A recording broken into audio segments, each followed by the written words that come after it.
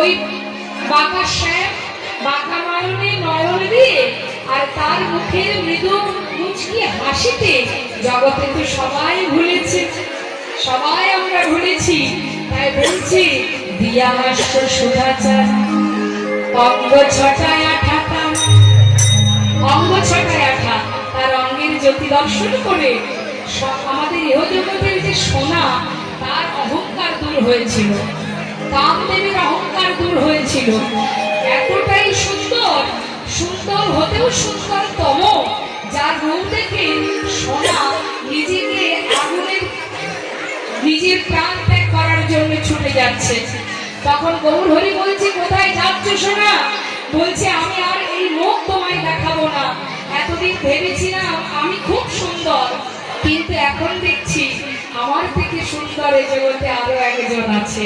তাই আমি যে অহংকার করেছিলাম এই মুখ আমি আর দেখাবো না, তাই আগুনে নিজের প্রাণ ত্যাগ করতে চলেছি। প্রভু বললেন, যেও না সোনা, শান্ত হও। তুমি যখন ভুল বুঝেছো এটাই তো তোমার ক্ষমা।